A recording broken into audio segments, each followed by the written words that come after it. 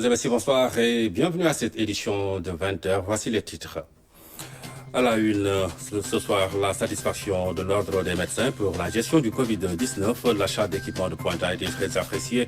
Le chef de l'État a salué le professionnalisme des personnels de santé dans la riposte contre le Covid-19. Le financement du programme de résilience économique et sociale est bouclé. Le fonds de 1000 milliards provient de 3 sources, les partenaires techniques et financiers, les contributions volontaires des Sénégalais et le recadrage du budget 2020. Toutes les dispositions sont prises pour assister les Sénégalais de la diaspora. 12,5 milliards sont disponibles à cet effet.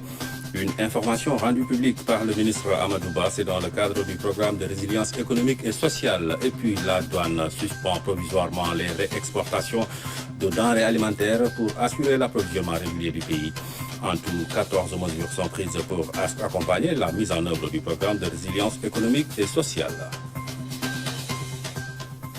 Tout d'abord, la suite des messages de félicitations adressés au président de la République à l'occasion du 60e anniversaire de l'indépendance du Sénégal. Sa Majesté Elisabeth II, reine de la Grande-Bretagne, son Altesse Cheikh Khalifa bin Zayed Al Nahyan, président des Émirats Arabes Unis, son Altesse Cheikh Mohammed bin Rachid Al Maktoum, souverain de Dubaï, vice-président et président du Conseil des ministres des Émirats Arabes Unis, son Altesse Cheikh Mohammed bin Zayed Al Nahyan, prince héritier d'Abu Dhabi, vice-commandant suprême des forces armées des Émirats Arabes Unis, et son Excellence Monsieur Daniel Ortega Saavedra, président de la République du Nicaragua.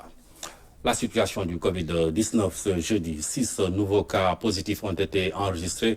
À ce jour, 124 malades sont sous traitement. Le point avec le ministre de la Santé, Abdoulaye Diouf Sarr. Ce jeudi 9 avril 2020, le ministère de la Santé et de l'Action sociale a reçu les examens virologiques suivants. Sur 199 tests réalisés, 6 sont revenus positifs. Il s'agit de 6 cas contacts suivis par nos services. Par ailleurs, 10 patients hospitalisés ont été déclarés guéris aujourd'hui. Ils sortiront de l'hospitalisation dans la journée. L'état de santé des patients hospitalisés est stable. À ce jour donc, 250 cas ont été déclarés positifs au Sénégal, dont 123 guéris, 2 décédés, 1 évacué. Par conséquent, nous avons 124 patients sous traitement dans nos hôpitaux. Au regard de la nouvelle tendance épidémiologique marquée par l'apparition de cas à transmission communautaire, le ministère de la Santé et de l'Action sociale exhorte les populations au respect scrupuleux des mesures de prévention collective. L'Ordre national des médecins satisfait de la gestion du Covid-19 par le chef de l'État. L'achat d'équipements médicaux a été très apprécié par ses membres du corps médical. Ils l'ont dit au président Macky Sall, c'était en visioconférence. Salut Sek. Dans la lutte contre le Covid-19, le personnel médical est au premier plan. Nuit et jour, il veille sur la santé des malades au coronavirus. Depuis l'apparition de la pandémie au Sénégal, les médecins ont senti le soutien de la plus haute autorité du pays. On a vu en tout cas donner des instructions pour que les frontières puissent être fermées, donner des instructions pour en tout cas mobiliser un budget conséquent, s'impliquer, n'est-ce pas, dans les plans de contingence, mais aussi le plan de soutien économique. Donc je pense que tout ça, c'est des aspects importants. À cela s'ajoute la mise à disposition des équipements adéquats pour le personnel de santé. 1 milliard de francs CFA est mobilisé par le gouvernement pour l'achat du matériel de laboratoire d'analyse biomédicale. C'est une initiative louable et que nous saluons parce qu'on l'a dit, ceux qui sont au front de ce combat, c'est le personnel médical. Et ces personnes-là doivent être protégées, doivent être sécurisées pour que les patients, les malades atteints de Covid puissent être traités dans les meilleures conditions. Et c'est en tout cas le sens de ce don qui va venir en tout cas renforcer ce qui était là pour une meilleure sécurité des professionnels de la santé. Pour les médecins du Sénégal, le chef de l'État s'est comporté en véritable capitaine, qui gère bien les troupes en ce moment de guerre sanitaire. Comme on le voit sur ces images, le chef de l'État en visioconférence avec le ministre de la Santé et ses collaborateurs. D'emblée, je voudrais commencer par remercier le personnel de santé, l'ensemble des médecins du corps médical, professeurs, docteurs, et également tous les professionnels, les infirmiers, sages-femmes, personnel de l'action sociale, qui sont véritablement nos champions, qui sont nos lions dans ce combat difficile. Et je n'ai raté aucune occasion pour saluer et magnifier le professionnalisme, le courage et aussi la compétence de nos personnels. Ou encore cette coordination à distance entre le président de la République et ses proches collaborateurs pour un suivi permanent de la situation. Et selon le président de l'Ordre national des médecins, sa descente sur le terrain n'est pas recommandée. Ce n'est pas opportun, n'est-ce pas, que les autorités puissent descendre sur le terrain. Et ce dont on a besoin, et effectivement, c'est un soutien moral, un soutien psychologique, et qu'on sente en tout cas que l'autorité est derrière les troupes. L'autorité est en train de conduire les troupes, mais pas en tout cas de faire des actions qui vont à l'encontre des mesures édictées par les professionnels de la santé. Le Covid-19 est devenu un problème de sécurité, de santé et d'économie mondiale. Pour l'Ordre national des médecins, tous les moyens sont bons pour apporter une solution au coronavirus. C'est de bonne guerre que les contre-mesures non médicales puissent être appliquées, réfléchies et mises à jour. Et je pense que cet appel du président de la République rentre dans ce contexte. Je pense que c'est un appel salutaire, en tout cas, et que les autres, en tout cas, chefs d'État puissent être solidaires de cet appel pour qu'en tout cas, il puisse être entendu. Avec l'apparition des cas issus de la transmission communautaire, les professionnels de santé appellent à plus de vigilance en matière d'intervention et de surveillance communautaire. Le financement du programme de résilience économique et sociale est bouclé. Les 1000 milliards ont été obtenus à partir de 3 sources de financement. Les partenaires techniques et financiers, les contributions volontaires des Sénégalais et le recadrage du budget 2020. Le directeur général du budget l'a expliqué sur le plateau de la matinale Kinkeliba, la synthèse de Dahaba. 1000 milliards, c'est le montant du fonds de riposte et de solidarité contre les effets du Covid-19. Un montant bouclé par le ministère des Finances et du Budget. Les mécanismes de financement auprès de certains partenaires techniques et financiers du Sénégal ont permis de mobiliser dans un premier temps 586 milliards CFA. Comment on a obtenu ces 586 milliards? Tout d'abord, il y a le Fonds monétaire international. Vous savez, le Sénégal, en étant membre du Fonds monétaire international, a ce qu'on appelle une quote-part. C'est vrai. En situation de crise, le Fonds monétaire international nous donne 100% de notre quote-part. Et 100% de notre quote-part, c'est 264 milliards. Le deuxième partenaire financier, c'est la Banque mondiale. On a un portefeuille de projets avec la Banque mondiale d'une trentaine de projets de près de 1100 milliards. Sur ce portefeuille, le ministre des Finances et du Budget a discuté avec le directeur des opérations de la Banque mondiale pour qu'on puisse réorienter une partie du financement de ce portefeuille de projets au niveau du fonds. Et cette réorientation fait qu'on a un appui budgétaire additionnel de la Banque mondiale de 138 milliards. Troisième partenaire, on a la Banque ouest-africaine de développement pour 26 milliards 740 millions. Okay. Donc les 15 milliards sont déjà versés, sont dans le compte au niveau de la Banque centrale. Okay. Les 11 milliards, c'est des annulations de dettes, des reports d'échéance. C'est-à-dire que actuellement en 2020, nous devons rembourser une dette, le principal de la dette avec la BOAD à hauteur de 11 milliards. Et c'est reporté jusqu'en 2021. Au niveau de la Banque islamique de développement, on a à peu près une vingtaine de projets. Donc, pour un portefeuille de projets, là où je vous avais dit, la Banque mondiale, on a un portefeuille de projets de 1100 milliards. La Banque islamique de développement, c'est dans l'ordre de 647 milliards. Donc, mais la Banque islamique de développement appuie le Sénégal pour 98 milliards. Et vous avez la Banque africaine de développement, la BAD. Le Sénégal est membre de la BAD. Et la BAD, donc pour soutenir les efforts du Sénégal dans le cadre de ce fonds, la BAD met 60 milliards. Ce montant de 586 milliards CFA va évoluer avec l'appui attendu des partenaires bilatéraux tels que l'Union européenne.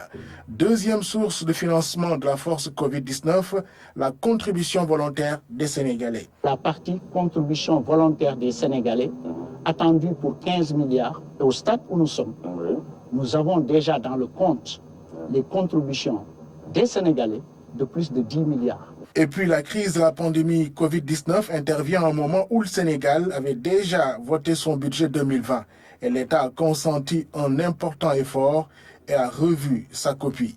Le budget qui était de 4 224 milliards, on le réorganise pour y dégager 399 milliards. Comment maintenant on a pu réorganiser le budget pour dégager les 399 milliards?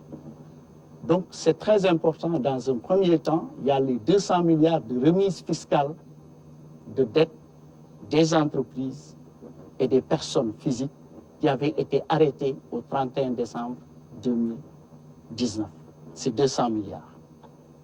Les 199 milliards restants proviennent de 159 milliards de mesures de rationalisation du budget. Je pense que le président de la République a lui-même indiqué ce chiffre dans son adresse à la nation le 3 avril. 40 milliards à peu près de report de projets.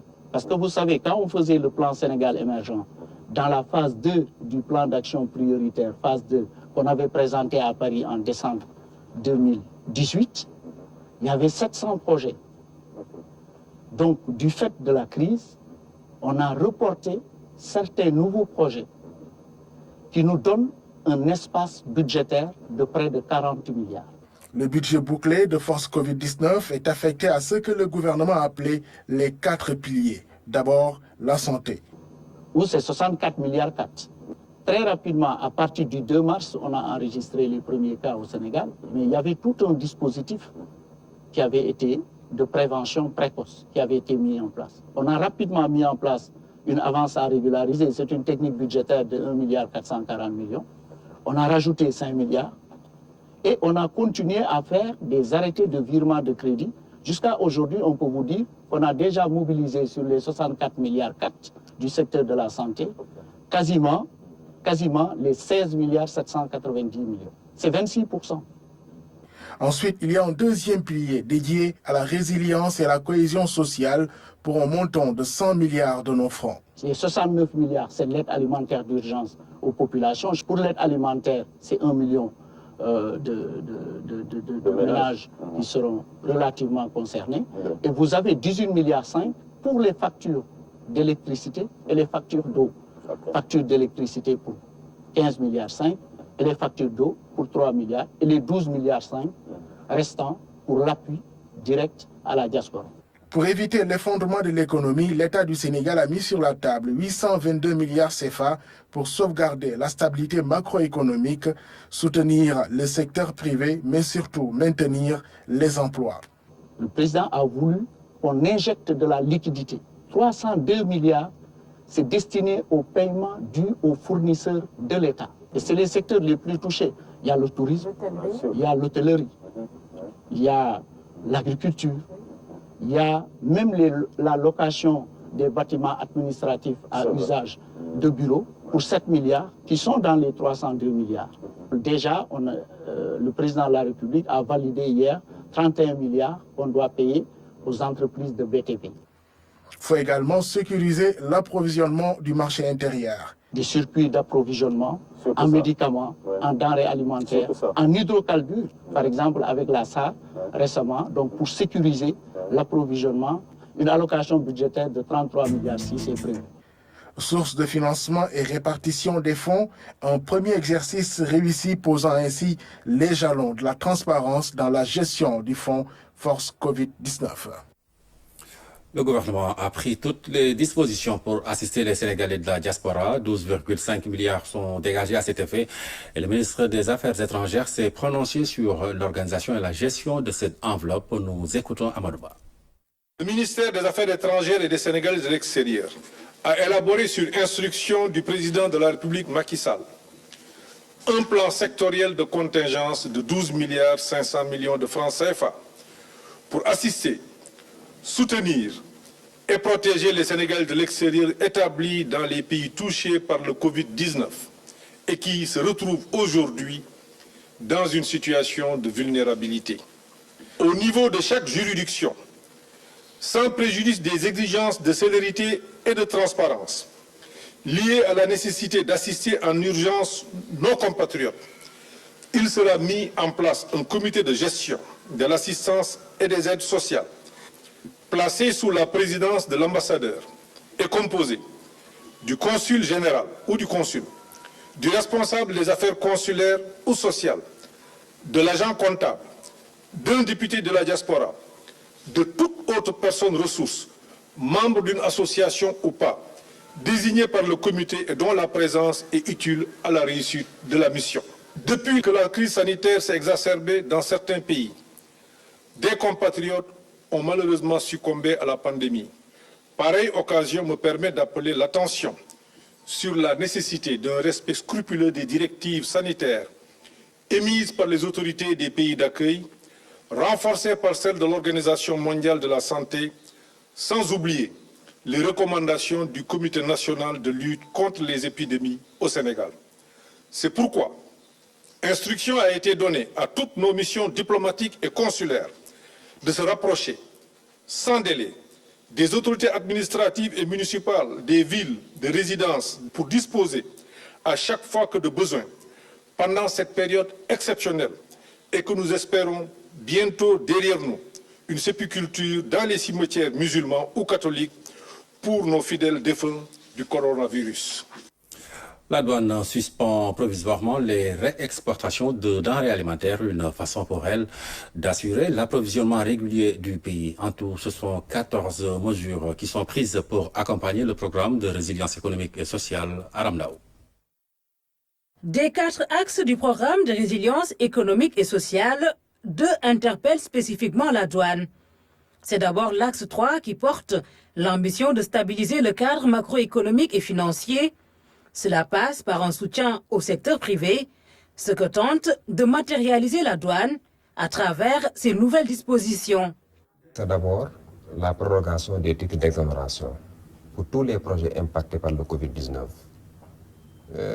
assorti également de l'octroi de l'admission temporaire exceptionnelle de 3 mois pour les entreprises éligibles au Code des investissements et dont le programme n'a pas encore été agréé. Le programme de résilience insiste dans son axe 4 sur l'approvisionnement régulier du pays en ces temps de crise. La douane se conforme et sort une mesure phare. C'est la suspension provisoire de l'exportation des denrées alimentaires de toute nature, que ce soit le riz, l'huile, les produits laitiers, les pâtes alimentaires et d'autres produits qui sont en rapport avec la prévention et la riposte du Covid, notamment les savons, les gels hydroalcooliques stratégiques pour un peu le marché domestique. Pour les médicaments et les produits pharmaceutiques, une note de service sera prise très rapidement pour accélérer les procédures d'opération de dédouanement des médicaments, d'intrants et autres produits pharmaceutiques destinés à combattre le Covid-19. Ce sont en tout 14 nouvelles mesures que la douane a dû prendre pour être en phase avec le programme de résilience, un programme sous-tendu par des injections de liquidités. Une mesure extrêmement importante consistera à la renonciation de l'intérêt de retard qui était perçu sur beaucoup de régimes économiques et douaniers, notamment les admissions temporaires spéciales, admissions temporaires normales et l'entrepôt industriel. Et on l'accordera à toutes les entreprises requérantes qui souhaiteraient mettre à la consommation, notamment les produits compensateurs. Et je sais que pour l'exercice budgétaire 2019, le montant de l'intérêt de retard s'est élevé à un peu moins d'un demi-milliard. C'est non négligeable pour la trésorerie des entreprises. Les remises, suspensions et différés de paiement ont attiré l'attention de plus d'un dans le discours à la nation du chef de l'État. La douane précise. Il y a deux choses importantes que les opérateurs peuvent savoir dès maintenant.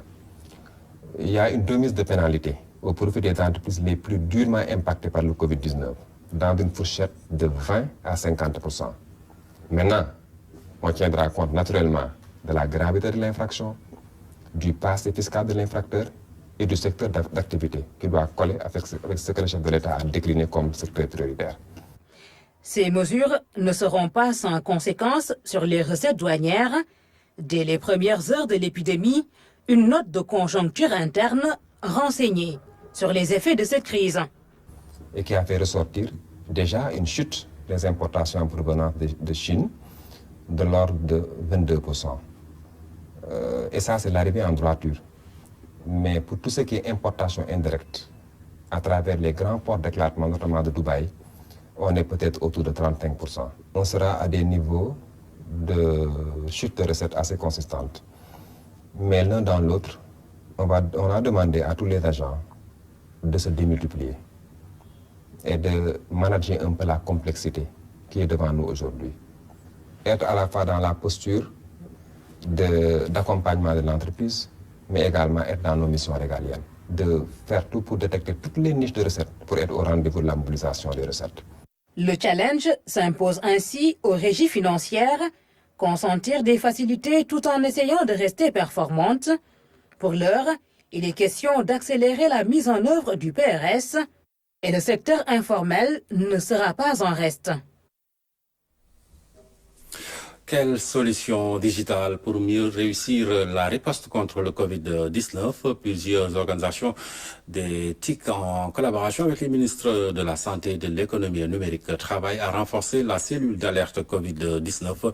Des stratégies digitales sont proposées pour les soins des malades. Le reportage de Ndeye Aïdja.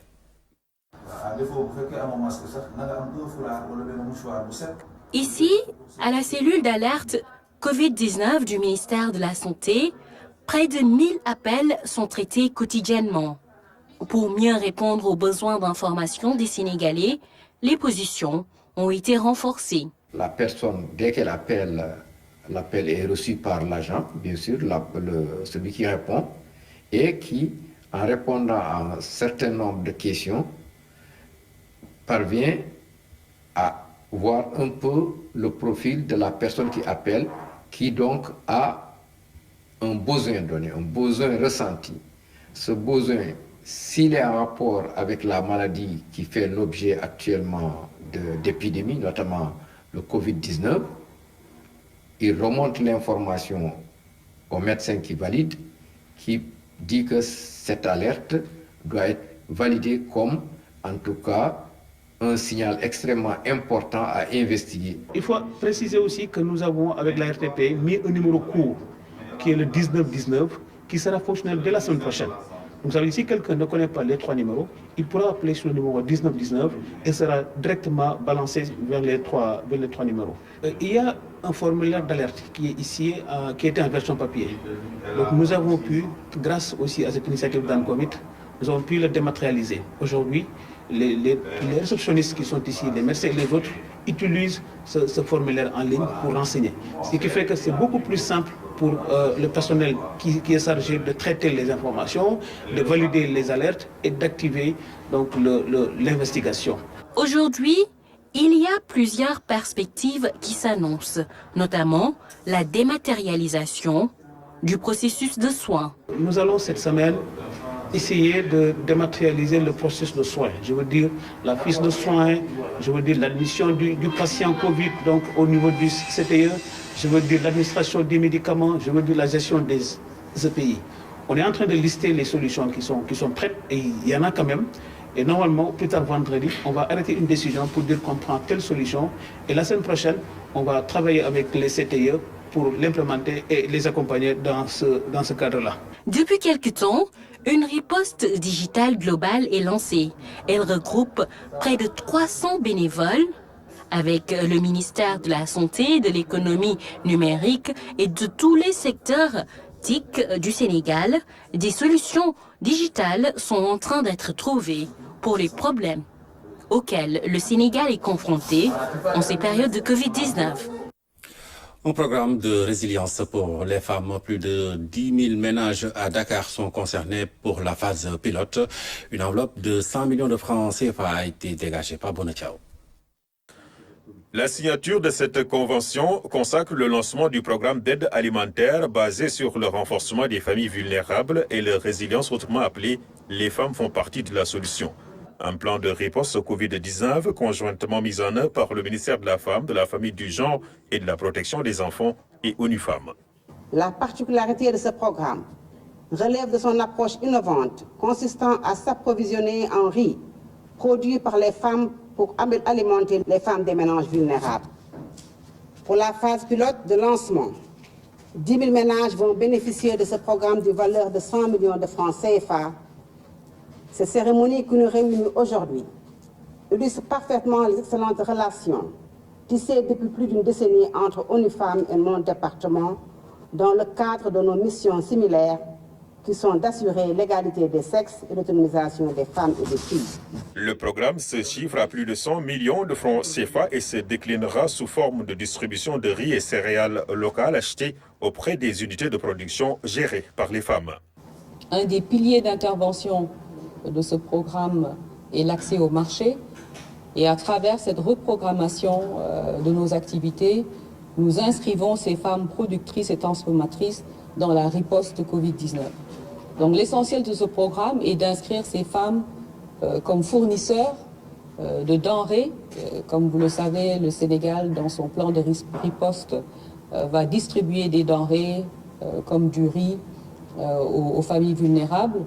Et pour nous, il était essentiel que cette riposte inclue les femmes comme fournisseurs. Et c'est l'objet justement de cette convention-là. Dans la croisade contre le Covid-19, les femmes sont en première ligne et elles multiplient les initiatives de prévention et d'action à l'image de ces femmes membres de la société civile qui ont remis au ministre en charge de la femme, de la famille et des enfants un lot de kits d'hygiène et de produits de propreté. Face à la multiplication des cas communautaires de Covid-19, le Service national de l'hygiène a opté pour de grandes opérations de pulvérisation spatiale.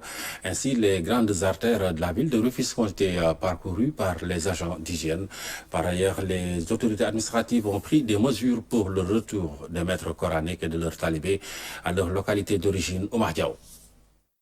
C'est une équipe renforcée d'agents d'hygiène qui a participé à cette grande opération de pulvérisation spatiale à Rufisque. La vieille ville a reçu l'appui d'autres brigades. C'est une activité qui est portée par la brigade régionale d'hygiène de Dakar, donc qui inclut la brigade de Dakar, la brigade de Guédiawaye, de Pékin, de Mbao et puis de Kermassar, ainsi que la brigade de Rufisque. Toutes ces brigades ont contribué en termes d'effectifs et au total, près de 50 hommes lourdement équipés ont pris part à cette opération de salubrité publique pour prévenir la transmission communautaire. Maintenant, compte tenu de la tournure de la transmission qui commence à passer à une phase de transmission communautaire, donc nous avons jugé utile de changer d'approche, c'est-à-dire en menant des opérations de pulvérisation spatiale au niveau des voies publiques. Nul ne sait avec certitude le mécanisme de la transmission communautaire. Par contre, ce qui est sûr, c'est que la pulvérisation d'un antimicrobien permet de combattre d'éventuels agents pathogènes. Autre mesure pour freiner la contamination, la surveillance des daras. Nous ne voulons plus voir de talibés dans les rues. Les talibés que nous verrons dans les rues, nous prendrons nos dispositions pour les prendre et les placer au niveau des centres d'accueil. L'autorité administrative annonce la mise à disposition de moyens de transport pour ramener les maîtres coraniques qui le voudraient et leurs talibés à leur lieu d'origine. Nous prendrons nos responsabilités pour les convoyer vers leur localité de provenance. Pour l'heure, Rufisque compte 6 cas positifs et le district sanitaire de Sangalkam est encore indemne. Les opérations de désinfection vont concerner tout le territoire de la région de Dakar. Parlons de la visite du coordonnateur du Puma à Gourel Oumarli dans la région de Matam. En ces temps de riposte contre le Covid-19, Moussa Sow a appuyé le poste de santé avec notamment un contrat pour l'infirmière Fatoumata Banelba. En pleine crise de coronavirus, le village de Gourel Oumarli dans la région de Matam a failli perdre son infirmière chef de poste. N'eût été l'intervention du coordonnateur du Puma. En visite dans la localité pour remettre des dons, Moussa Sow en a profité pour signer un contrat de 6 mois pour l'ICP. C'est quelque chose que nous avons toujours demandé. Donc depuis la construction et l'équipement de ce bâtiment. Donc, on n'avait pas encore envoyé d'infirmiers chefs de poste. Mais quand même, remercier également le chef de village, donc avec toute sa population, qui s'était engagé quand même à prendre en charge l'infirmière. Et remercier également l'infirmière quand même, qui s'était engagée depuis le début quand même à rester ici, malgré l'absence de contrat quand même. Malgré quand même qu'il y a eu des efforts qui ont été faits au niveau local, qui ont permis même au village de payer pendant un certain temps cet ICP. Le Puma donc s'est substitué au village puisque il y avait eu une rupture de contrat. Aujourd'hui, nous sommes venus re-signer un contrat pour de 6 mois. Et au cours de ces 6 mois, certainement, le ministère de la Santé et au niveau régional, une solution définitive va être trouvée. Par ailleurs, Gourel Oumarli, à l'instar des autres villages frontaliers, est durement éprouvé par la fermeture des frontières. Face à ces difficultés, le coordonnateur du Puma préconise un système d'approvisionnement alternatif. Il y a eu donc cette fermeture de frontières. Il y a que les marchés aussi hebdomadaires qui se trouvent sur la route nationale à 40 km d'ici sont fermés. Nous allons rendre compte. Mais il y a également un appel qui est lancé en tout cas aux organisations commerçantes ou même aux ressortissants de la zone qui en ont les moyens ou qui ont peut-être aussi de belles idées, de permettre à ce qu'il y ait, même s'il le faut, des boutiques ambulantes, des camions qui transporteraient des denrées et qui vont vendre de village en village pour permettre aux populations de se rationner, à défaut de créer, à la limite, aussi bien dans l'île à Morphil que dans des maillots, des lieux, en tout cas des sites où on mettrait quand même ces denrées et permettre aux populations de disposer de ces denrées-là. Dans le cadre de sa tournée nationale, le Puma a offert à l'Axe Nord d'importants lots d'équipements de protection individuelle, des kits d'hygiène et des tentes pour d'éventuels cas de confinement. Ces actions du Puma sont saluées dans ces zones d'intervention. C'est le cas dans la région de Matam. Contre le Covid-19, un important lot de matériel a été remis aux populations, ce qui est salutaire. Selon le gouverneur, il est au micro de Fatoumata Banelba. C'est un programme d'équité territoriale qui se propose de combler le gap en matière d'infrastructure entre ce qu'il est convenu de considérer la partie utile de notre pays et les zones en fait périphériques, situées notamment au niveau des frontières. Et c'est dans ce cadre que le Puma a jugé utile, une fois de plus encore, fidèle à sa stratégie d'intervention, de venir appuyer les zones frontalières.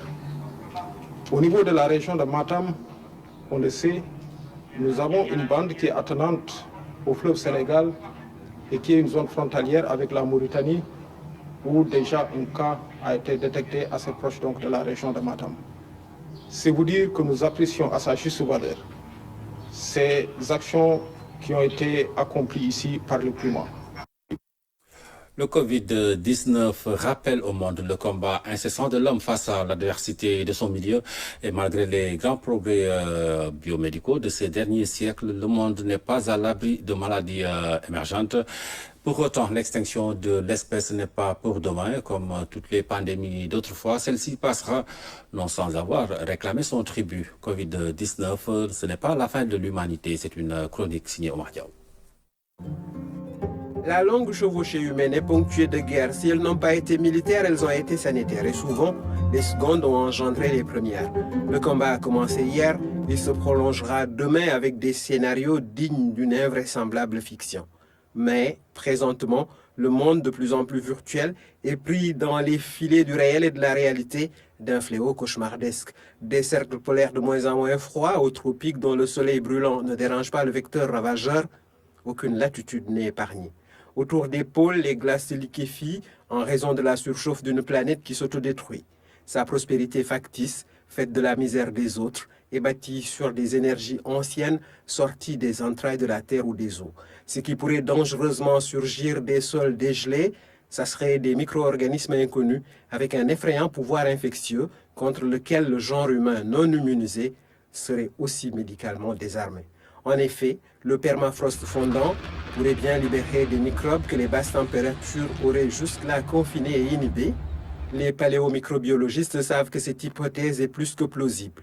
Quant au Covid-19, Il restera un souvenir douloureux duquel l'homme devrait tirer plus de sagesse et envisager autrement l'avenir parce qu'il y aura toujours un futur à construire. La perspective eschatologique et apocalyptique n'est pas pour maintenant. Ce n'est pas la fin de la vieille humanité, d'un monde encore plus vieux. Voilà un message plein d'espoir de Omar Diaw sur l'international. Le président français Emmanuel Macron a rendu visite au professeur Raoult, le chercheur qui prône l'utilisation de la chloroquine dans le traitement du Covid-19. Pendant ce temps, de fortes décisions sont attendues de la réunion du Conseil de sécurité des Nations Unies. Pape Bouna Diaw. En attendant son allocution télévisée prévue lundi soir, le président français Emmanuel Macron part à la rencontre de plusieurs acteurs, notamment les chercheurs dont l'action est déterminante dans la lutte contre le Covid-19 en France, où plus de 12 000 personnes ont déjà succombé à la maladie. Parmi ces scientifiques, le très controversé professeur Raoult. La médecine, c'est de pratiquer le soin au quotidien à des gens qui sont malades et on leur donne un traitement. On leur dit pas rentrez chez vous et si vous n'arrivez plus à respirer, venez à l'hôpital. C'est pas ça la médecine. Voilà. Et donc, je suis content parce que j'avais un sentiment d'étrangeté parce que tout le monde dit que c'est moi qui fais ça, mais c'est pas moi, c'est les médecins qui font ça. Et donc, je suis content de voir que les autres médecins font comme moi parce qu'ils sont raisonnables. Voilà. Selon l'Élysée, le président Macron prépare les décisions qui seront annoncées lundi aux Français et ses visites s'inscrivent dans ce cadre. Pendant ce temps, le Conseil de sécurité des Nations Unies se réunit en visioconférence à New York pour réfléchir à une réponse multilatérale à la pandémie. Une rencontre d'où est attendu un apaisement des tensions internes. Il est également attendu un renforcement de la coopération internationale et un appel à un cessez-le-feu mondial dans ce contexte de pandémie qui fait souffrir tous les États de la planète.